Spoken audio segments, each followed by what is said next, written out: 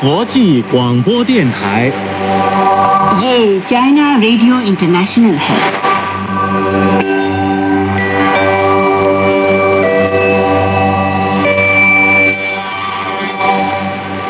नमस्कार, ये China radio international है। अब हमारा हिंदी कार्यक्रम आरंभ होता है। आज के इस कार्यक्रम में समाचारों के बाद स्वर्णिम चीन के रंग कार्यक्रम के तहत रेशम मार्ग तब और अब तथा चीनी उपन्यास पश्चिम की तीर्थ यात्रा प्रस्तुत किए जाएंगे। अंत में होगा रोजमर्रा की चीनी भाषा। अब सुनिए आज के मुख्य समाचार। शोशी पत्रिका ने शिक्षा, विज्ञान व तकनीक और प्रतिभाओं के विकास पर शी का आलेख जारी किया। चीनी विदेश मंत्रालय ने कहा, अमेरिका और ईरान के बीच समझौता ज्ञापन के पहले चरण पर हुए समझौते का स्वागत करता है चीन। एससीओ के 25 वर्ष वैश्विक सहयोग और बहुध्रुवीय व्यवस्था को मजबूत करने की दिशा में अहम भूमिका। अब आप दिव्या पांडे से सुनिए आज के पूरे समाचार।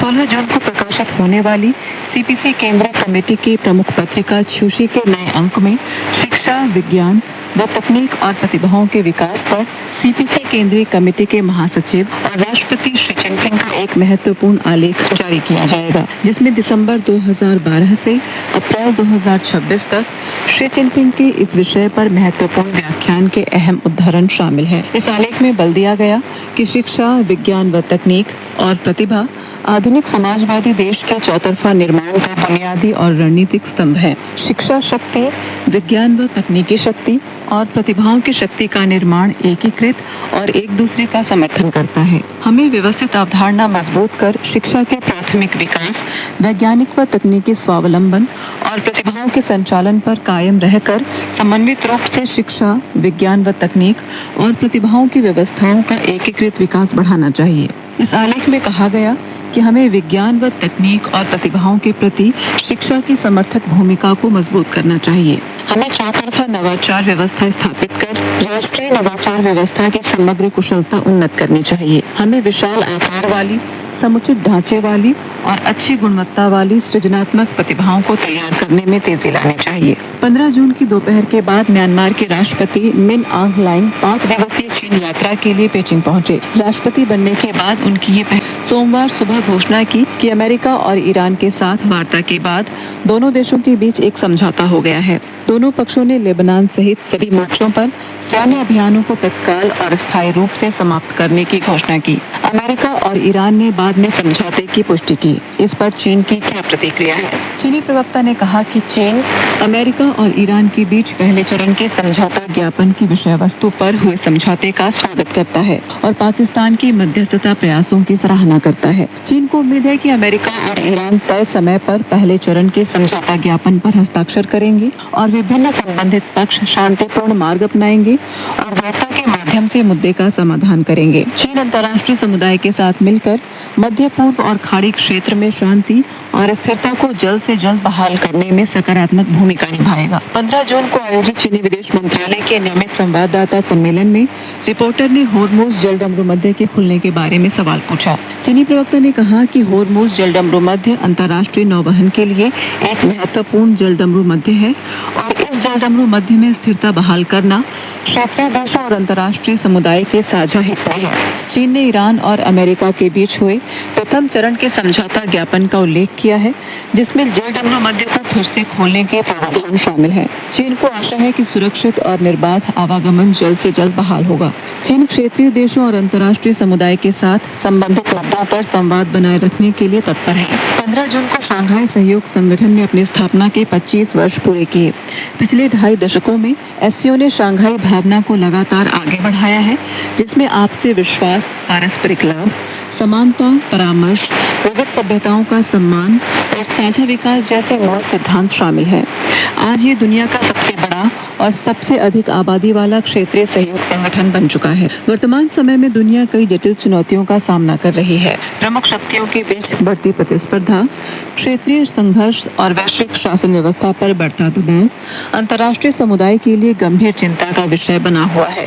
ऐसे माहौल में वर्ष 2025 की एससीओ प्लस बैठक में चीनी राष्ट्रपति शी जिनपिंग ने वैश्विक शासन पहल पेश की, जिसका उद्देश्य वैश्विक शासन व्यवस्था में एससीओ की भूमिका को और मजबूत करना है। चीनी सामाजिक विज्ञान अकादमी के रूसी, पूर्वी यूरोपीय और मध्य एशियाई अध्ययन संस्थान के निदेशक सुन क्वांगची का मानना है कि एससीओ का गठन और उसका विकास अंतर्राष्ट्रीय संबंधों में बहुध्रुवीयता और लोकतंत्रीकरण की दिशा में बढ़ते रुझान के अनुरूप है। उन्होंने कहा कि एससीओ एक ध्रुवीय वर्चस्व और शीत युद्ध की मानसिकता का स्पष्ट विरोध करता है और अंतर्राष्ट्रीय मंच पर अपनी अलग पहचान बना चुका है। इसके अलावा सुन क्वांगची ने अपने विचार व्यक्त करते हुए ये भी कहा कि क्षेत्रीय शांति के लिए बेहतर परिस्थितियां बनाने हेतु संवाद और वार्ता के माध्यम से विवादों और संघर्षों के समाधान की वकालत करने के लिए एससीओ को अपनी और अन्य अंतर्राष्ट्रीय संगठनों की क्षमता को और अधिक बढ़ाने की आवश्यकता है।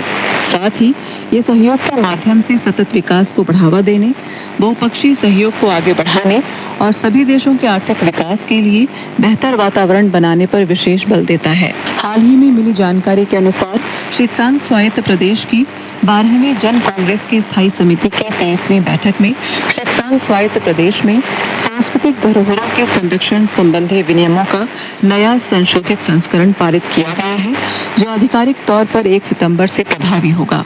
विनियमों में 8 अध्याय हैं, जिनमें सामान्य प्रावधान, अचल सांस्कृतिक धरोहरें, पुरातात्विक उत्खनन, संग्रहालय संग्रह और निजी तौर पर एकत्रित सांस्कृतिक धरोहरें, अनुसंधान एवं उपयोग, पर्यवेक्षण एवं प्रबंधन, कानूनी जिम्मेदारियां और पूरक प्रावधान शामिल हैं।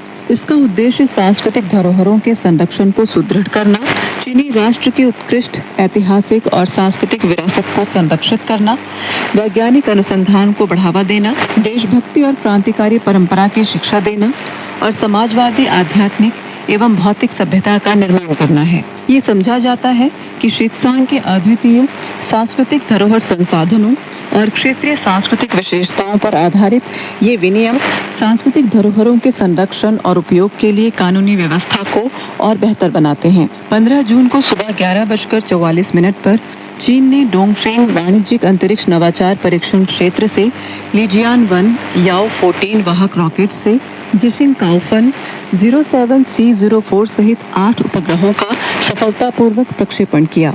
उपग्रहों ने पूर्व निर्धारित कक्षा में सुचारू रूप से प्रवेश किया, जिससे यह मिशन पूर्णतः सफल घोषित किया गया। यह मिशन लिजियान 1 वाहक रॉकेट की 14वीं उड़ान है। अमेरिका और ईरान के बीच समझौते की पुष्टि होने और होर्मुज जलडमरू मध्य के जल्द दोबारा खुलने की उम्मीद के बाद 14 जून को अंतर्राष्ट्रीय कच्चे तेल की कीमतों में तेज गिरावट दर्ज की गई। पूर्वी अमेरिकी समयानुसार शाम 6:15 तक न्यूयॉर्क मर्चेंटाइल एक्सचेंज में जुलाई डिलीवरी वाले लाइट स्वीट क्रूड ऑयल की कीमत गिरकर $80.25 प्रति बैरल तक पहुंच गई। ये करीब 5.45% की गिरावट थी। वहीं लंदन ICE फ्यूचर्स एक्सचेंज में अगस्त डिलीवरी वाले ब्रेंट क्रूड ऑयल की कीमत भी घटकर $83.51 प्रति बैरल पर आ गई, जो 4.37% की कमी दर्शाती है। पाकिस्तानी प्रधानमंत्री शहबाज शरीफ ने 15 जून को सोशल मीडिया पर जानकारी दी कि अमेरिका और ईरान के बीच शांति समझौता हो गया है। बाद में दोनों देशों ने भी इसकी आधिकारिक पुष्टि कर दी। अमेरिकी राष्ट्रपति डोनाल्ड ट्रंप ने 14 जून को सोशल मीडिया पर पोस्ट करते हुए कहा कि अमेरिका ईरान समझौता अब पूरा हो चुका है। 2026 ड्रैगन बोट सांस्कृतिक महोत्सव और चीन श्रीलंका मैत्री कप ड्रैगन बोट दौड़ का आयोजन रविवार को कोलंबो में बड़े उत्साह और धूमधाम के साथ किया गया। ये कार्यक्रम कोलंबो पोर्ट सिटी बीच स्क्वायर में आयोजित हुआ, जहां बड़ी संख्या में स्थानीय लोग और पर्यटक पहुंचे। समुद्र किनारे सजी रंग बिरंगी ड्रैगन बोट, चीनी संस्कृति की झलक और प्रतियोगिता के लिए तैयार टीमों ने पूरे माहौल को जीवंत बना दिया। आयोजन स्थल पर लोगों में खासा उत्साह देखने को मिला। प्रतियोगिता में कुल 19 टीमों ने हिस्सा लिया, जिसमें चीन की 4 टीमें भी शामिल थीं।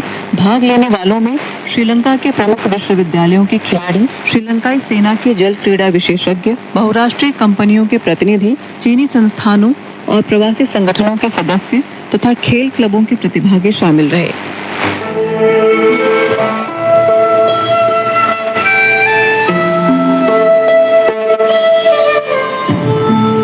चीन की संस्कृति, सभ्यता और जानकारी, चीन का इतिहास, रीति रिवाज और विदेशी आदान प्रदान, सब कुछ यहाँ मिलता है। आइए चलते हैं चीन के सफर पर और शुरू करते हैं हमारा खास कार्यक्रम स्वर्णिम चीन के रंग।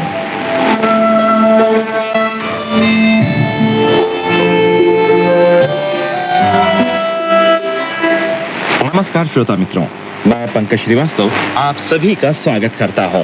आज के इस कार्यक्रम में हम चीनी लेखक छे मुछी द्वारा लिखित रेशम मार्ग तब और अब शीर्षक किताब की कड़ी प्रस्तुत करेंगे। तो वादे के अनुसार आज हम एक नई कड़ी के साथ आपके सामने फिर उपस्थित हैं।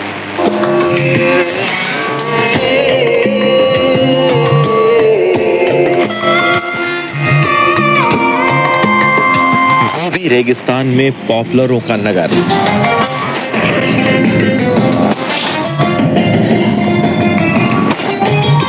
मुक्ति के बाद शिनचांग में पड़ती जमीन के उद्धार का कार्य अभूतपूर्व पैमाने पर विकसित हुआ है। शिहेत्सु एक ऐसा ही स्थान है जहां प्रथम शिनचांग उत्पादन और निर्माण कोर के पड़ती जमीन उद्धार फार्म का मुख्यालय स्थित था। आज से 30 वर्ष पूर्व इस स्थान में केवल 3 परिवार थे और एक छोटे से सोते पर जीवन निर्वाह निर्भर था। चारों तरफ अपार नरकटों का दलदल था। शिनचांग की मुक्ति के लिए जनमुक्ति सेना की टुकड़ियों का नेतृत्व करने वाले जनरल वांग चन यहाँ आए। उन्होंने पड़ती जमीन के उद्धार के लिए यहाँ एक डिवीजन सैनिक भेजने का निर्णय लिया। डिवीजन का हेडक्वार्टर उन्हीं 3 परिवारों के घरों के पास था। नरकटों के दलदल गायब हो गए और 3,33,000 हेक्टेयर पड़ती जमीन उपजाऊ खेतों में बदल गई। गोबी रेगिस्तान में एक ऐसा नया नगर उभर आया जिसमें इमारतें एक दूसरे से सटी और सड़कें एक दूसरे को काटती नजर आती हैं। शिहेत्सु नगर को देखते ही मेरे दिमाग में पहला विचार ये आया कि ये पॉपुलरों का नगर है।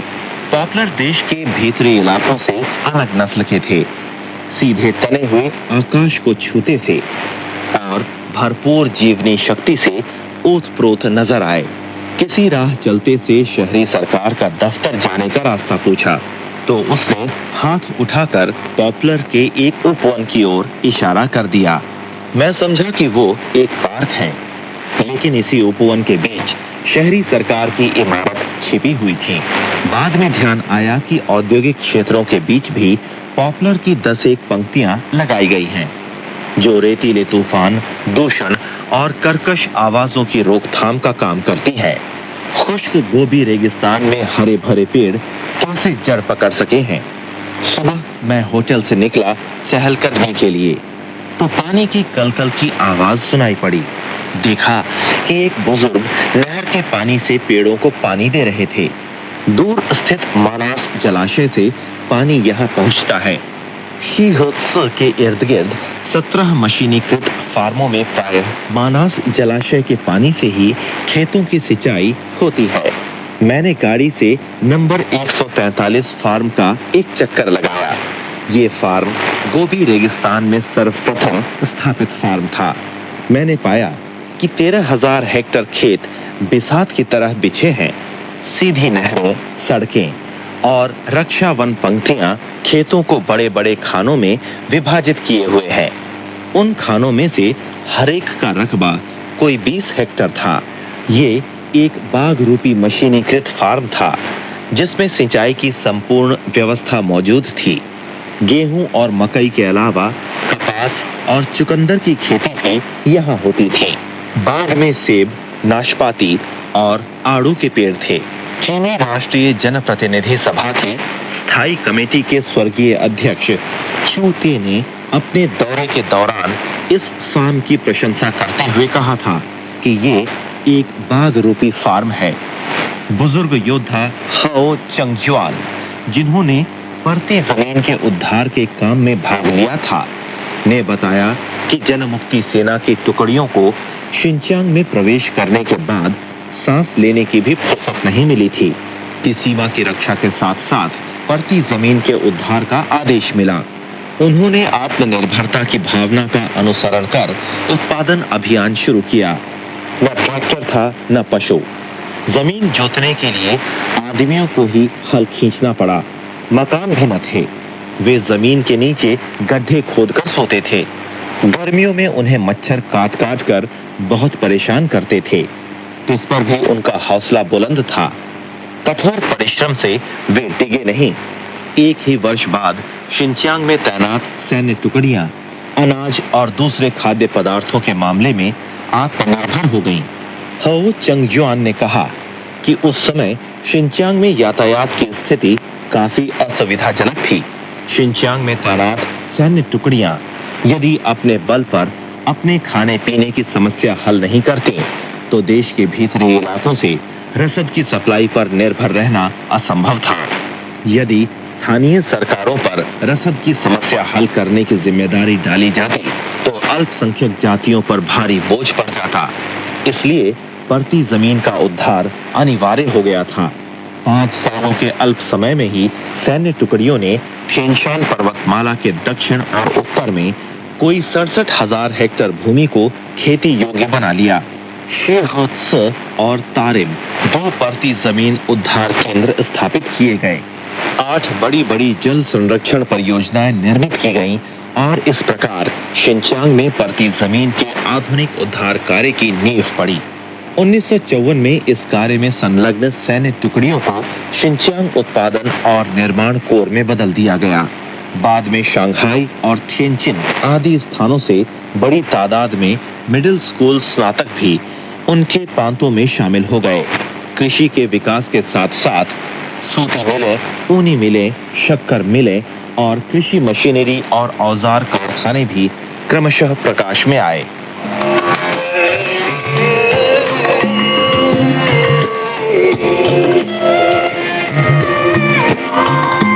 स्वर्गीय प्रधानमंत्री चाओ एन लाई का स्मारक।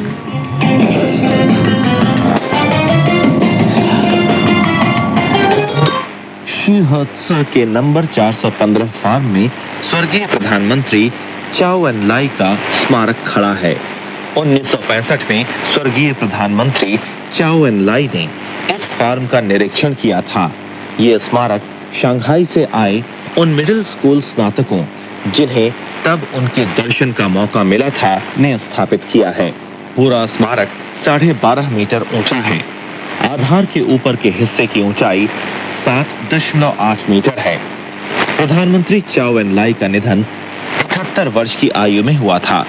स्मारक पर अभिलेख की ऊंचाई 6.7 मीटर है। जिस साल स्वर्गीय प्रधानमंत्री चाओ एन लाई दौरे पर आए वे 67 वर्ष के थे। स्मारक की चौड़ाई 1.8 मीटर है। प्रधानमंत्री चाओ एन लाई के निधन का दिन 8 जनवरी था। शीर्होत्स में मैंने लोगों से स्वर्गीय प्रधानमंत्री चाओ एन लाई द्वारा अपने जीवन काल में शिनचांग में बढ़ती जमीन उद्धार के कार्य को तवज्जो दिए जाने की दिलकश कहानियां सुनी। जुलाई 1965 में विदेश यात्रा से लौटने पर प्रधानमंत्री चाओ एन लाई जब शिनचांग में 4 दिन ठहरे तो उन्होंने 2 दिन का समय शीर्होत्स के दौरे में लगाया। इससे यह सिद्ध होता है कि वे शिनचांग उत्पादन और निर्माण कोर के कार्यों को कितना अधिक महत्व देते थे। 5 जुलाई को प्रधानमंत्री चाओ एन लाई उर्मुची से शीर्होत्स पहुंचे। कार से उतरते ही उन्होंने कोर के तत्कालीन कमांडर चांग चुंग हान की आलोचना की। मैंने आपको ढूंढने की लाख कोशिश की लेकिन आप नहीं मिले। मैंने चाहा था कि मैं कार में ही आपसे बातचीत करूं। प्रधानमंत्री चाओ एन लाई अक्सर यात्रा के दौरान अधिकारियों से काम की रिपोर्टें सुनते थे। 1962 की बात थी। प्रधानमंत्री चाओ एन लाई पेचिंग से विमान द्वारा हांचौ जा रहे थे। उन्होंने चांग चुंग हान से साथ चलने को कहा। उन्होंने विमान यात्रा के समय चांग से शिनचांग उत्पादन और निर्माण कोर के बारे में विस्तार से पूछताछ की। इतना ही नहीं, अपने 8 दिनों के क्वांचौ प्रवास के दौरान वे लगभग हर रात 10 बजे से आधी रात तक चांग से बातें करते रहते। उन्होंने जल संरक्षण, भूतत्व, मशीनों के प्रयोग और रखरखाव से लेकर हर 100 हेक्टेयर भूमि को खेती योग्य बनाने में औसत पूंजी निवेश तक सिलसिलेवार सवाल पूछे। कभी कभी ऐसा भी हुआ कि चांग चुंग हान निरुत्तर हो गए और उन्हें ट्रंक कॉल करके शीर्होत्स से आंकड़े मांगने पड़े। जब प्रधानमंत्री चाओ एन लाई खुद शीर्होत्स के दौरे पर आए तो कोर की उपलब्धियों, कमियों, अनुभवों और सबकों के बारे में विस्तृत जानकारी मिल चुकी थी। उस दिन तीसरे पहर चिलचिलाती धूप की परवाह न कर उन्होंने गेहूं और धान के खेत, ऊनी मिल, कृषि कॉलेज, कर्मचारियों के रिहायशी मकान और अस्पताल देखे। वे शी में आ बसे शंघाई के मिडिल स्कूल स्नातकों के प्रतिनिधियों से भी मिले। उन्होंने उप प्रधानमंत्री छन ई की ओर इशारा करते हुए उनसे कहा, आप लोगों के शंघाई शहर के भूतपूर्व मेयर आप लोगों से मिलने आए हैं। ये सुनकर अपनी जन्मभूमि से दूर शी में बसे नौजवान द्रवित हो उठे और उनकी आंखें छलछला आईं। उस दिन रात को प्रधानमंत्री चाउ एन लाई ने कोर के अफसरों के साथ एक बैठक की और तरह तरह की संबंधित सामग्रियों का अध्ययन किया। इस तरह वे अगले दिन तड़के 3 बजे तक काम करते रहे। सुबह चांग चुंग हान को देखते ही वे बोले, कल रात नींद नहीं आई, आप लोगों के लिए बहुत सोचा। बाद में चांग चुंग हान के अनुरोध पर प्रधानमंत्री चाउ एन लाई ने एक अभिलेख लिखा, अध्यक्ष माओ त्से तुंग विचारधारा का विजयपूर्ण झंडा ऊंचा उठाते हुए सीमा की रक्षा के लिए तत्पर रहो, उत्पादन और निर्माण करो, अल्पसंख्यक जातियों के साथ एकता स्थापित करो, कठोर संघर्ष करो, क्रांति के लिए भरपूर प्रयत्न करो और साहस के साथ आगे बढ़ते जाओ। आज उनकी ये लिपि स्मारक पर अंकित है। सीमा की रक्षा के लिए तत्पर रहो, उत्पादन और निर्माण करो। जापानी आक्रमण विरोधी युद्ध के दौरान यनआन में उत्पादन अभियान में उभरी आत्मनिर्भरता की भावना का जारी रूप है और प्राचीन पश्चिमी क्षेत्र में परती जमीन उद्धार संबंधी मत का विकसित रूप भी।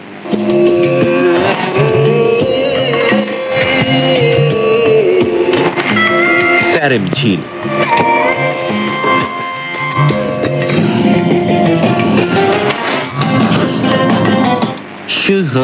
नखलिस्तान से विदा लेकर हमने रेगिस्तान की अपनी आगे की यात्रा जारी रखी। कोई 100 किलोमीटर चलने के बाद एक और नखलिस्तान नजर आया। वो था शिनचियांग उत्पादन और निर्माण कोर का एक और केंद्र, ख्वेथुन। ख्वेथुन में हम नहीं रुके, बल्कि आगे 150 किलोमीटर का फासला तय कर चिंगहो काउंटी में ठहरे। इस काउंटी का नाम एक नदी के नाम यानी चिंगहो नदी के नाम पर पड़ा था। थांग राजवंश काल में चिंगहो काउंटी के पश्चिम में स्थित क्षेत्र श्वांगहो गैरिसन कमांड के अधीन था। श्वांगहो का चीनी में अर्थ है युगल नदी यानी चिंगहो नदी और बोरोताला नदी। काउंटी की वर्तमान जनसंख्या 70,000 है। अधिकांश निवासी मंगोल और कजाक हैं, बाकी उइगुर, हान और हुई हैं। मंगोल 17वीं सदी में पूर्व से आकर यहाँ बसे थे। अधिसंख्य मंगोल पशुपालन और पुरानी आदत छोड़कर खेती में लग चुके थे। चिंगहो काउंटी अपने बड़े बड़े तरबूजों के लिए मशहूर है। सबसे बड़े तरबूज का वजन 45 किलो है, जो सचमुच तरबूजों का राजा कहलाने योग्य है। चिंगहो काउंटी के बाद हम चीन सोवियत सीमा की ओर बढ़े। लगभग 100 किलोमीटर चलने के बाद मनोहर सैरिम झील दृष्टिगोचर हुई। सैरिम झील बोरोताला मंगोल स्वायत्त प्रीफेक्चर और ईली कजाक स्वायत्त प्रीफेक्चर की सीमा पर स्थित है। झील का पानी एकदम नीला था, समुद्र की तरह मनमोहक। दूर से ही पानी में पहाड़ों की परछाई नजर आ रही थी। नजदीक आने पर पाया कि हरियाली से आच्छादित पहाड़ों से घिरा हुआ विस्तृत घास मैदान फैलता चला गया है। झील के तट पर झील की परिधि 100 किलोमीटर है। घोड़े पर सवार होकर एक चक्कर लगाने में 2 दिन का समय लग जाता है। गाड़ी से उतरते ही मैं झील की तरफ लपक पड़ा। पानी इतना निर्मल था कि तल में पड़ी कंकड़ियां भी साफ साफ नजर आती थीं। मैंने एक कंकड़ी उठाई और पानी के स्तर के समानांतर दिशा में फेंकी। पानी हिलोरे लेने लगा। मुझे एकाएक बचपन में ओहाई समुद्र के किनारे खेलने का दृश्य याद आ गया। यदि सर्दी न रही होती तो मैं झील में कूदकर तैर गया होता। मुड़कर पहाड़ों की तरफ नजर उठाई। नीले अंबर में श्वेत बादलों के नीचे गहरे हरे रंग के सरू के पेड़ों की कतार थी। लगा मानो परंपरागत चीनी शैली का कोई चित्र देख रहा हूँ। झील के तटों पर हरे भरे घास मैदान में सफेद तंबू इधर उधर बिखरे हुए थे। कज़ाक चरवाहों के लिए ये एक सबसे बढ़िया ग्रीष्मकालीन चारागाह है। सैरिम झील के बारे में एक मर्मस्पर्शी कहानी लोगों की जुबान पर है। बहुत समय पहले एक नवविवाहित कज़ाक दंपत्ति एक ही घोड़े पर सवार होकर एक बकरा और एक बकरी लिए यहाँ के घास मैदान में आया। कई वर्षों की कड़ी मेहनत के बाद उनके पास बकरे बकरियों का एक काफी बड़ा झुंड हो गया। ऐसे में न जाने कहां से एक सरदार आ टपका। वो गुर्राते हुए बोला कि ये घास मैदान उसी का है। उसने न केवल भेड़ बकरियों के झुंड पर हाथ साफ करना चाहा, बल्कि चरवाहे की पत्नी का अपहरण करने की झुठाई भी की। भला पति पत्नी दोनों सरदार के पिछलग्गुओं में कैसे मुकाबला कर सकते थे। दोनों एक घोड़े पर सवार हो जंगल की ओर भागे। सरदार और उसके पिछलग्गू उनका पीछा करने लगे। दुर्भाग्यवश पति तीर से मारा गया। पत्नी उसकी लाश से लिपटकर रोने धोने लगी। इतने में सरदार और उसके गुर्गे भागे भागे वहां पहुंच गए और उसे घेर लिया। वे चाहते थे कि उसे जिंदा पकड़ लिया जाए। ऐसी नाजुक घड़ी में चरवाही की पत्नी ने जमीन से एक पत्थर पटोला और उसे सरदार के सिर पर दे मारना चाहा। वो पत्थर काफी गहरे धंसा था। वो अभी पत्थर हिला हिला कर निकाल ही रही थी कि सरदार ने आगे लपक कर उसे पकड़ लिया और अपने घोड़े पर बैठा लिया। दुख, दर्द और रोष से परेशान उसने भगवान से बचाने की अपील की। जमीन और आसमान को हिला देने वाली चीख पुकार के बीच उसके हिले हुए पत्थर के नीचे से एक सोता फूट पड़ा। देखा देखी में घास मैदान जलमग्न हो गया। क्रूर सरदार और उसके गुर्गे सब के सब तेज जल प्रवाह में डूब गए, जबकि वो बहादुर औरत आकाश की ओर उड़ चली। चारों ओर से पहाड़ों से घिरे इस घास मैदान में ये असीम सैरिम झील तभी की उभरी मानी जाती है।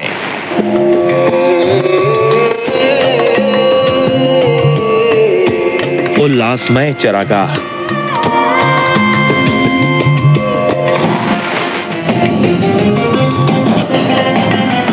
आज सैरिम झील के तट पर स्थित ये घास मैदान चरवाहों का हो गया है। चरवाहों का खून चूसने वाले सरदार अगराब हैं। मैं एक चरवाहे के तंबू के अंदर गया। मालिक खानपुर ने बड़े अदब से मुझे द्वारोन्मुख सीट पर बैठाया। मालिकिन घर में नहीं थी। उसकी बेटी ने मेरे सामने चाय पेश की। तंबू के अंदर सभी चीजें साफ और करीने से रखी हुई थीं। नक्काशीदार काष्ठ बक्से पर रेशमी कपड़ों से बनी रजाइयों की तह लगी हुई थी। दरवाजे के पास दीवार पर कई फूल कढ़े थैले लटके थे, जिनमें खाने की चीजें रखी हुई थीं। मालिक ने कहा कि उनका जीवन काफी चैन से बीत रहा है। हर श्रम दिवस का पारिश्रमिक 2 युआन है, जो देश के भीतरी इलाकों के आम किसानों की आमदनी से अधिक है। सैरिम झील के पूर्वी तट पर मैदान में वार्षिक मेला लगा था। चारों तरफ से आए चरवाहे यहाँ इकट्ठे थे। चहल पहल थी। कोई 200 मीटर के फासले पर तंबू एक दूसरे से सटे हुए थे।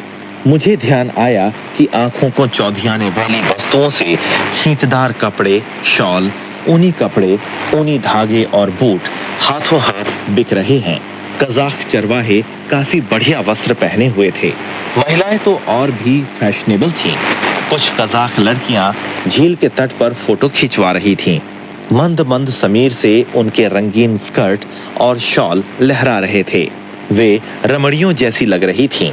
यदि कोई ये दावा करे कि ये फोटो पूर्वी समुद्र के तट पर लिए गए हैं, तो कोई भी इसकी सच्चाई पर शंका नहीं करेगा।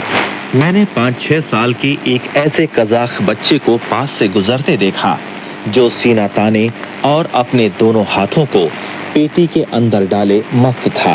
उसका बड़ों जैसा गंभीर हाव भाव देखकर मुझे हंसी आ गई। उसे जैसे लगा कि मैं स्थिर दृष्टि से उसे देख रहा हूँ। वो उछलकर एक घोड़े पर सवार हो गया। लोगों के बीच घोड़े को दौड़ाते हुए वो काफी गर्वित दिख रहा था। मेरा जी हुआ कि उसे अपनी गोद में ले लूं और उसके लाल लाल गोल मुखड़े को चूम लूं। मेले में एक खोमचे पर मैंने पुलाव चखा। पुलाव में बकरी का मांस और गाजर के टुकड़े थे। अंडों के साथ तले हुए चावल से कहीं अधिक स्वादिष्ट था ये। मैंने देसी बियर भी पी जिसमें शहद मिलाया गया था। मजा और ही था। 2 मग पीने के बाद मुझे थोड़ा सा नशा चढ़ आया। मेले के दौरान घुड़दौड़ और बकरी धरपकड़ प्रतियोगिताएं भी हुईं। बकरी की धरपकड़ कज़ाकों का त्योहारी खेल है। धरती पर हलाक की गई एक बकरी रखी गई। आदेश मिलते ही सभी घुड़सवार उसकी ओर झपटे। जिस घुड़सवार ने बकरी पकड़ ली थी वह घुड़सवारों के घेरे से बचकर आगे भागा जा रहा था। बाकी घुड़सवार उसका पीछा करने लगे और उनके बीच बकरी की धरपकड़ के लिए मुकाबले का सिलसिला शुरू हुआ। वे घोड़ों को दौड़ाते हुए कभी बकरी अपनी बाह में जकड़ लेते, कभी बकरी की टांग खींचते। स्पर्धा काफी तगड़ी थी। शिनचियांग में कोई 6 लाख कज़ाक हैं। उनका मुख्य धंधा पशुपालन है और वे खेनशान पर्वतमाला के उत्तर में अपार घास मैदानों में बसे हैं। कज़ाकों के पूर्वज ऊसुम थे। बाद में उनके शरीर में शकों, तुर्कों और मंगोलों का भी खून दौड़ने लगा। नाक नक्श से कज़ाक मंगोलों से मिलते जुलते हैं, लेकिन उनकी भाषा तुर्क भाषा वर्ग की है। कज़ाक लोग स्वभाव से खुले, मेहमान नवाज, हंसमुख और निश्चिंत होते हैं। वो एक प्यारी जाति है। ढलते सूरज की रोशनी में न चाहते हुए भी मुझे सैरिम झील से विदाई लेनी पड़ी और ईली नदी घाटी की ओर जाने वाले रास्ते पर हो गया। वहां मैं कज़ाकों के पूर्वजों रुसूनों की जन्मभूमि के दर्शन करूंगा।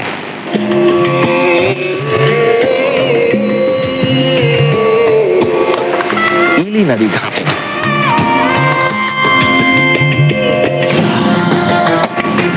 फलों की सुगंध से महकती वादी।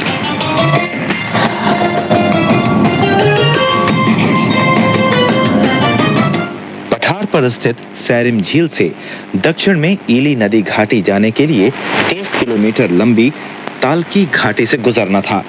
घाटी के दोनों तरफ सरू और देवदार के पेड़ों की हरियाली से ढके ऊंचे ऊंचे पहाड़ थे। नीचे झरने कल कल करते हुए बह रहे थे। फिर वे आपस में मिलकर एक बड़ी नदी में बदल जाते थे। राजमार्ग नदी के साथ साथ नीचे की तरफ जाता था। दोनों ओर जंगली सेब और बादाम के पेड़ थे।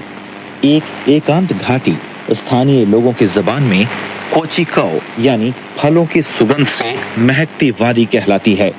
उरमुची से ईली नदी घाटी तक जाने का स्थलीय मार्ग कोचिकाओ से गुजरता है। हान राजवंश से थांग राजवंश तक के दौरान रेशम मार्ग का उत्तरी रास्ता यहाँ से गुजरता था या नहीं, इस बारे में मैं निश्चित रूप से कुछ भी नहीं कह सकता हूँ, क्योंकि इस संदर्भ में कोई लिखित रिकॉर्ड नहीं है।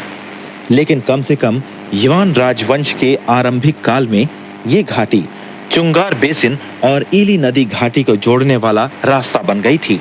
ताओ धर्म के सुप्रसिद्ध साधु ली ची छांग 1193 से 1256 ईस्वी तक ने अपनी पुस्तक दीर्घायु ताओ पुरोहित की पश्चिम यात्रा में कोचिकाओ का विस्तृत वर्णन किया है। उनकी पुस्तक से ये मालूम होता है कि जब युआन राजवंश के प्रथम सम्राट चंगेज खान पश्चिमी अभियान पर निकले तो उनके दूसरे बेटे के नेतृत्व में सिपाहियों ने कोचिकाओ में सड़क और पुल बनाए थे। इससे इस रास्ते का महत्व स्पष्ट होता है। बाद में छिंग राजवंश काल के यात्रियों ने अपने यात्रा वृतांतों में भी इस वादी का वर्णन किया। दरबारी लिन चशुई 1785 से 1850 ईस्वी तक ने क्वांचो में अफीम पर प्रतिबंध लगाने के संदर्भ में प्रशंसनीय कार्य किया था। लेकिन विवेक भ्रष्ट शाही दरबार ने विदेशी साम्राज्यवादियों की गन बोटों के सामने घुटने टेक कर लिन चेशुई को दोषी करार दिया और उन्हें पद से हटाकर ईली में निर्वासित कर दिया। लिन ने कोचिको घाटी से गुजरने के बाद अपनी डायरी में इस स्थान का सजीव वर्णन किया है। पहाड़ से उतरने के बाद रास्ता बल खाता बढ़ जाता है। इसका नाम कोचिकाओ है, लेकिन दरअसल इसका औपचारिक नाम है तालकी घाटी। खी ह काओ महोदय ने अपने यात्रा वृतांत में इसे अनोखी स्वर्गिक दुनिया कहा है और लिखा है कि जैसे एक रंग बिरंगे फूलों की वादी में प्रवेश कर गया हो। अभी तो जाड़ों का मौसम है। हरियाली और लाल लाल फूल देखने को नहीं मिलते, मगर पहाड़ों पर कतारों में खड़े असंख्य देवदार के पेड़ हैं। बर्फबारी के बाद पहाड़ बर्फ से ढक गए हैं, जबकि देवदार के पेड़ अब भी हरे भरे हैं। ये सचमुच चित्र जैसा सुंदर दृश्य है। पगडंडियां पहाड़ों पर चक्कर लगाती नजर आती हैं और कल कल करते सोतों का पानी काफी शीतल है। कोई 20 ली लंबी घाटी में हर जगह मन लुभावनी दृश्यावलियां हैं। लिन च्यशुई ने साम्राज्यवादी आक्रमण का मुकाबला करके जनता से समर्थन प्राप्त किया, लेकिन षड्यंत्रकारी अधिकारियों द्वारा लांछन लगाए जाने पर वे सीमांत क्षेत्र में निर्वासित किए गए। पश्चिम जाने के रास्ते में वे बहुत ही दुखी और क्रुद्ध हुए। अपनी पश्चिम यात्रा के बारे में उनकी डायरी में प्राकृतिक सौंदर्य का वर्णन बहुत कम देखने को मिलता है। रमणीय दृश्यावलियों को देखने का मन ही नहीं था उनका। इस पर भी कोची कौ के अनुपम सौंदर्य ने इस महापुरुष के दिल को भी उद्वेलित कर दिया था। तो श्रोता मित्रों, आज हमारी ये कड़ी यहीं समाप्त होती है। अगली बार हम एक नई कड़ी के साथ फिर आपके सामने एक बार उपस्थित होंगे। तब तक के लिए अपने मित्र पंकज श्रीवास्तव को आज्ञा दीजिए। नमस्कार।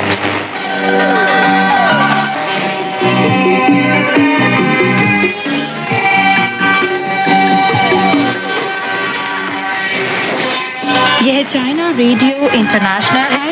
अब शुरू होता है पश्चिम की तीर्थ यात्रा महासागर का समय।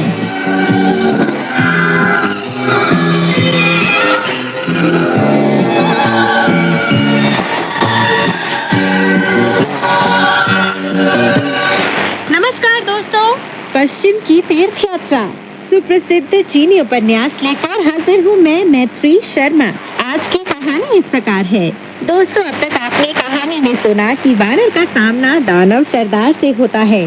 दोनों में युद्ध की प्रक्रिया शुरू होती है। दानव सरदार कहता है कि वह उस पर 3 बार करेगा और अगर वह उसे नहीं संभाल पाया तो थांग महाभिक्षु को उसके हवाले करना होगा। वानर भी मान जाता है और दोनों में युद्ध शुरू होता है। चलिए दोस्तों, कहानी को आगे बढ़ाते हैं और सुनते हैं कहानी में आगे क्या हुआ। शूकर कुछ दूर से सारा नजारा देख रहा था। वह हंसता हुआ बोला, अरे ओ बूढ़े दानव, इसकी खोपड़ी पर 2 बार और करो जिससे यह 2 की जगह 4 शरीर धारण कर ले। वानर की ओर इशारा करते हुए वरिष्ठ दानव सरदार ने कहा, मैंने सुना है कि तुम आत्म विभाजक जादू भी जानते हो, पर उसे तुम यहाँ इस्तेमाल क्यों नहीं कर रहे हो? वानर ने पूछा। कौन सा आत्म विभाजक जादू? वरिष्ठ दानव सरदार ने पूछा। क्या कारण है कि जब मैंने तुम पर पहले वार किया था तो उसका कोई असर नहीं हुआ, लेकिन इस बार तुम्हारे सिर के 2 टुकड़े हो गए। वानर मुस्कुराकर बोला, चिंता ना करो अरे ओ प्रेतात्मा, अगर तुम 10,000 बार मेरे 2 टुकड़े कर दोगे तो मैं 20,000 शरीर धारण कर लूंगा। दानव सरदार ने कहा, अरे दुष्ट वानर, तुम अपने आप को बांट तो सकते हो, लेकिन क्या फिर से जोड़ सकते हो? अगर कर सकते हो तो मुझ पर अपने दंड से 1 बार वार करो। महान मनीषी वानर राज बोला, झूठ मत बोलो, तुमने मेरे शरीर को काटने के लिए 3 बार वार करने का अनुरोध किया था, लेकिन अब तक केवल 2 ही बार वार किया है। अब तुम मुझे केवल 1 बार वार करने का निमंत्रण दे रहे हो। अगर मुझे तुम पर 1.5 बार भी वार करना पड़ा तो मैं वानर राज कहलाना छोड़ दूंगा। वरिष्ठ दानव सरदार ने कहा, ठीक है। महान मनीषी वानर राज ने अपने दोनों शरीरों को एक साथ जोड़कर लुढ़कनी खाई, जिससे फिर एक बार उसका शरीर एक हो गया। फिर उसने अपने दंड से दानव के सिर पर वार किया। बूढ़े दानव सरदार ने उसका वार रोकने के लिए अपनी तलवार ऊपर उठाई। वरिष्ठ दानव सरदार और महान मनीषी वानर राज के बीच युद्ध के 20 दौर खत्म होने पर भी दोनों में से कोई विजय नहीं हुआ। शूकर नीचे से उनके शानदार युद्ध कौशल की सराहना करता रहा, पर कुछ समय बाद वह अपने को काबू में नहीं रख सका और उछल कर अपना पांचा हाथ में उठाए हुए हवा पर सवार हो गया और दुष्ट दैत्य के चेहरे पर वार करने के लिए आसमान में पहुंच गया। यह देखकर दानव आतंकित हो उठा। उसे यह जानकारी नहीं थी कि शूकर में टिककर लड़ने की शक्ति नहीं होती और वह केवल जोर से टकराकर ही अपने दुश्मन को डरा सकता है। दानव ने यह सब जब देखा कि शूकर अपनी लंबी ठोंठ में बड़े बड़े कानों और खतरनाक पांचे के साथ उसकी तरफ आ रहा है, तो उसने अपनी तलवार एक तरफ फेंक दी और मैदान छोड़कर भाग गया। वानर जोर से चिल्लाया, पीछा करो उसका। शूकर अपना पांचा ऊपर उठाकर पूरी ताकत के साथ दैत्य के पीछे भागा।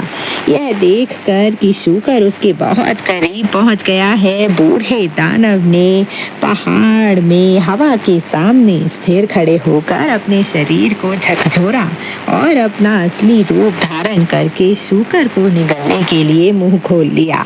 इससे शूकर इतना डर गया कि वह जानबूझकर अपनी जान बचाने के लिए तूफानी रफ्तार से भागता हुआ जमीन पर उगे झाड़ झंकाड़ से जा टकराया। कांटेदार झाड़ियों से उसका सिर लहूलुहान हो गया। वह कांपता हुआ वहां बैठ गया और अपने दांतों के किटकिटाने की आवाज सुनने लगा। जब वानर वहां पहुंचा तो दैत्य ने अपने जबड़े खोलकर उसे भी निगलने की कोशिश की। वानर तो यही चाहता था। अपना दंड हाथ में लिए वह सीधा दानव के मुंह में चला गया और जो उसे एक ही बार में निगल गया। शूकर जो झाड़ियों के पीछे छिपा बैठा था, यह देखकर बहुत डर गया और नाराज होकर बोला, अरे ओ अश्वरक्षक, तुम्हारे पास बुद्धि नहीं है क्या? जब तुम्हें मालूम था कि यह दैत्य तुम्हें निगलना चाहता है तो सीधे उसके मुंह में क्यों चले गए? वहां से भागे क्यों नहीं? अब तो वह तुम्हें निगल चुका है। जब दानव विजयी होकर वहां से चला गया, केवल तभी शूकर झाड़ियों से बाहर निकला और चुपचाप लौट गया जहां से आया था।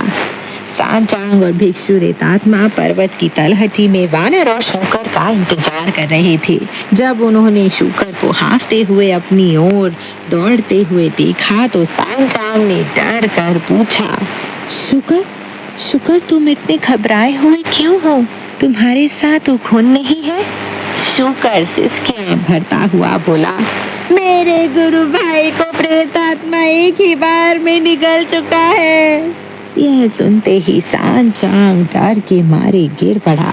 बड़ी देर बाद उसने छाती पीटते हुए कहा, शिष्यवर, मैं समझता था कि तुम दानवों को हराने में कुशल हो और मुझे पश्चिमी स्वर्ग में भगवान बुद्ध के दर्शन कराने ले जा सकोगे। कौन जानता था कि तुम्हें आज इस दानव के हाथों अपनी जान गंवानी पड़ेगी। बड़े अफसोस की बात है, हमारी सारी कोशिशें धूल में मिल गई है। महाभिक्षु बहुत दुखी हो गया। वानर को निकलने के बाद दानव सरदार सोचने लगा कि उसकी जीत हो चुकी है, इसलिए वह सीधा अपनी कंदरा में लौट गया। वहाँ सभी बाकी के दानव बाहर निकल आए और उससे पूछने लगे कि युद्ध का नतीजा कैसा रहा। वरिष्ठ दानव सरदार ने बताया, मैं उनमें से एक को अपने साथ ले आया हूँ। दूसरे दानव सरदार ने खुश होकर पूछा, किसको लाए हैं? वरिष्ठ दानव सरदार ने जवाब दिया, नवदीक्षित सुन को। दूसरे वरिष्ठ दानव सरदार ने पूछा, वह कहाँ है? वरिष्ठ दानव सरदार ने जवाब दिया, मेरे पेट में, मैंने उसे निगल लिया है। तीसरे दानव सरदार ने डर कर कहा, बड़े भैया, मैं आपको यह बताना भूल गया कि नवदीक्षित सुन का मांस खाने लायक नहीं है। वानर दानव सरदार के पेट के अंदर से बोला, मेरा मांस बड़ा स्वादिष्ट है और मैं तुम्हारी भूख हमेशा के लिए मिटा दूंगा। यह सुनकर छोटे दानव इतना घबरा गए कि वे जोर से चिल्ला पड़े, महाराज, कितनी भयानक बात है। नवदीक्षित सुन आपके पेट के अंदर से बोल रहा है। वरिष्ठ दानव सरदार बोला, पर मुझे जरा भी डर नहीं लग रहा। अगर मैं उसे पकड़ने में असफल रहा हूँ तो क्या तुम लोग यह सोचते हो कि मैं उससे निपटने में भी सफल नहीं रहूंगा? मेरे लिए जल्दी से कुछ गरम नमकीन पानी तैयार करो मैं उसे अपने पेट में डाल लूंगा और फिर उल्टी करके वानर को पेट से बाहर निकाल लूंगा। फिर अपनी मर्जी के मुताबिक उसके मांस को तलकर मदिरा पान के समय उसका स्वाद ले सकूंगा। छोटे दानवों ने जल्दी ही आधी पतीली नमकीन गर्म पानी तैयार किया, जिसे वरिष्ठ दानव सरदार एक ही घूंट में पी गया। उसने उल्टी जरूर की, पर महान मनीषी वानर राज, जिसने उसके पेट में मजबूती से पांव जमा लिए थे, अपनी जगह से टस से मस नहीं हुआ। तब राक्षस ने अपना गला दबाकर फिर से उल्टी की, जिससे उसका पैर चकराने लगा। आंखों के सामने अंधेरा छा गया। फिर भी वानर को अपनी जगह से नहीं हिलाया जा सका। अब तक वरिष्ठ दानव का दम उखड़ने लगा था। वह बोला, नवदीक्षित सुन, क्या तुम बाहर नहीं आओगे? वानर ने जवाब दिया, अरे नहीं, जल्दी की क्या जरूरत है? जल्दी मत मचाओ, मैं अभी बाहर नहीं आना चाहता। बूढ़े दानव ने पूछा, क्यों? इसका क्या कारण है पापी प्रेतात्मा? वानर ने कहा, जब से मैं भिक्षु बना हूँ, मुझे बहुत ही कम खाना और कपड़ा नसीब हुआ है। हालांकि शरद काल आ चुका है और ठंड पड़ने लगी है, फिर भी मैं पतला सा चोगा पहने हुए हूँ। तुम्हारे पेट में खूब गर्मी महसूस हो रही है और यहाँ हवा भी नहीं है। मैं सोचता हूँ सर्दियों का मौसम बिताने के बाद ही बाहर निकलूं। यह सुनकर बूढ़ा दानव सरदार बेहद घबरा गया। हालांकि वह यह कहता रहा कि उसे बिल्कुल डर नहीं लग रहा। अपना साहस बटोर कर वह बोला, भाइयों, डरो मत, कुछ औषधि मिश्रित मदिरा ले आओ, मैं उसे पीना चाहता हूँ। मदिरा में मिली औषधियों के प्रभाव से वानर मर जाएगा। यह सुनकर वानर मन ही मन मुस्कुराया। उसके बाद बूढ़े दानव सरदार ने औषधि मिश्रित मदिरा की कई प्यालियां पी, लेकिन उसका वानर पर कोई असर नहीं हुआ।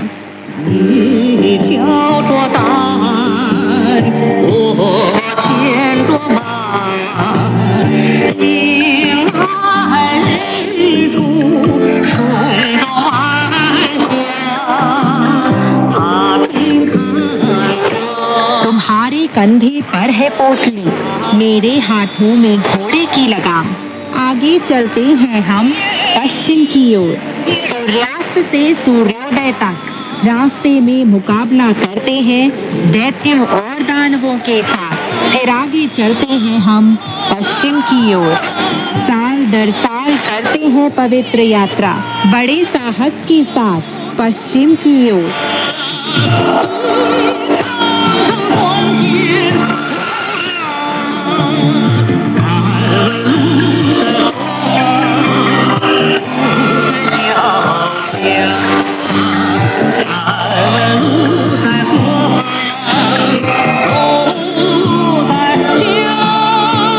तो दोस्तों, आज की कहानी यहीं तक। आगे की कहानी लेकर मैं मैत्री शर्मा फिर हाजिर होंगी। तब तक के लिए नमस्कार, बाय बाय।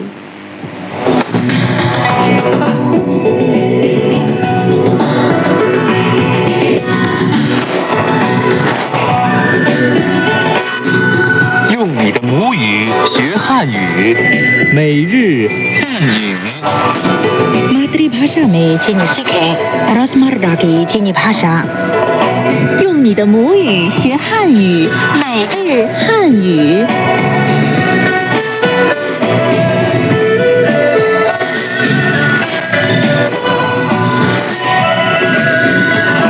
ये जैना रेडियो इंटरनेशनल है।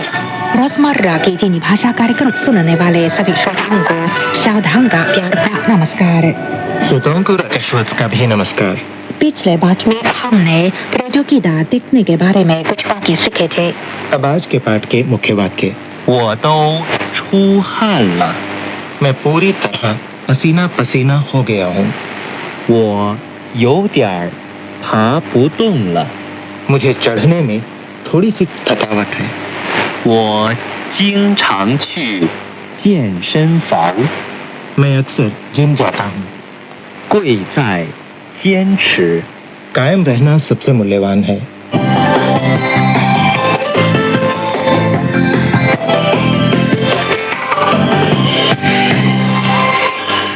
राकेश जी, खेल का विषय है, तो क्यों ना हम आज भी खेल से संबंधित बातें करें। अच्छी बात है। मैं बीजिंग में शंगशान पहाड़ पर चढ़ रहा हूँ और पूरी तरह पसीना पसीना हो गया हूँ। इस वाक्य को चीनी में कैसे कहा जा सकता है? आप कह सकते हैं, 我都出汗了, मैं पूरी तरह पसीना पसीना हो गई हूँ। वो तो छूहान ला, मैं पूरी तरह पसीना पसीना हो गया हूँ। मैं वो तो यानी कि पूरी तरह, तो 出汗 पसीना आना, छूहान ल यहाँ एक सहायक शब्द है। ल 我都出汗了, वो तो छूहान ला, मैं पूरी तरह पसीना पसीना हो गया हूँ। आइए सुने आज के पाठ की पहली बातचीत। 我都出汗了。那我们休息一会儿。 मुझे चढ़ने में थोड़ी सी थकावट है। इस वाक्य को चीनी भाषा में कैसे कह सकते हैं? आप कह सकते हैं, 我有点爬不动了, मुझे चढ़ने में थोड़ी सी थकावट है। वो यो त्यार फापुतुंग ला, मैं वो 有点 थोड़ी सी, यो त्यार 爬不动了, यह अर्थ है थकावट होना। फापुतुंग ला, 我有点爬不动了, मुझे चढ़ने में थोड़ी सी थकावट है। वो यो त्यार फापुतुंग ला, मुझे चढ़ने में थोड़ी सी थकावट है। आइए सुने आज के पाठ की दूसरी बातचीत। 等等我，我有点爬不动了。好的，不着急。 राकेश जी, मैं शरीर पतला करने के लिए अक्सर जिम में कसरत करती हूँ। शायद आप भी करते हो। इसलिए इस वाक्य को कि मैं अक्सर जिम जाती हूँ को चीनी भाषा में आप कहना चाहें तो इस तरह कह सकते हैं, 我经常去健身房。 वो जिनचांग ची जिनशन फांग, मैं अक्सर जिम जाता हूँ। मैं 我 经常 अक्सर 经常 去 जाना 去 健身房 gym 健身房， 我经常去健身房 मैं अक्सर जिम जाती हूँ। 我经常去健身房，मैं अक्सर जिम जाता हूँ। आइए सुने आज के पाठ की तीसरी बातचीत। 我经常去健身房，你呢？我也是，我喜欢做有氧运动。我喜欢练习举重。我经常用跑步机。 कोई在坚持 कायम रहना सबसे मूल्यवान है। 贵在坚持， कोई मूल्यवान 贵 在यहाँ मतलब है होना, 在 坚持का मतलब है कायम रहना। 坚持， कोई 在坚持 贵在坚持，कायम रहना सबसे मूल्यवान है। आइए सुने आज के पाठ की चौथी बातचीत। 跑步的好处可多了。 贵在坚持。 आज की सारी बातचीत सुनने से पहले हम आज के मुख्य वाक्य एक बार दोहरा लें। 我都出汗了。我的出汗了，出汗 पसीना आना। 出汗， 我有点爬不动了, मुझे चढ़ने में थोड़ी सी थकावट है।我有点爬不动了，爬不动了 चढ़ने में थकावट होना। 爬不动了， 我经常去健身房, मैं अक्सर जिम जाती हूँ। 我经常去健身房，मैं अक्सर जिम जाता हूँ। 经常 अक्सर 经常去健身房 जिम जाना। 去健身房，我经常去健身房, मैं अक्सर जिम जाती हूँ। 我经常去健身房，मैं अक्सर जिम जाता हूँ। 贵在坚持 कोई在坚持कायम रहना सबसे मूल्यवान है। 坚持 कायम रहना। 坚持，贵在坚持 कोई在坚持कायम रहना सबसे मूल्यवान है। अच्छा, अब हम आज की सारी बातचीत सुने। बातचीत एक, 我都出汗了。那我们休息一会儿。 बातचीत दो, 等等我，我有点爬不动了。好的，不着急。 बातचीत तीन, 我经常去健身房，你呢？我也是，我喜欢做有氧运动。我喜欢练习举重。我经常用跑步机。 बातचीत चार, 跑步的好处可多了。 贵在坚持。 अच्छा दोस्तों, आज का पाठ यहीं तक। अब राकेश बस और साधारण को आज्ञा दें, फिर मिलेंगे। नमस्कार। नमस्कार।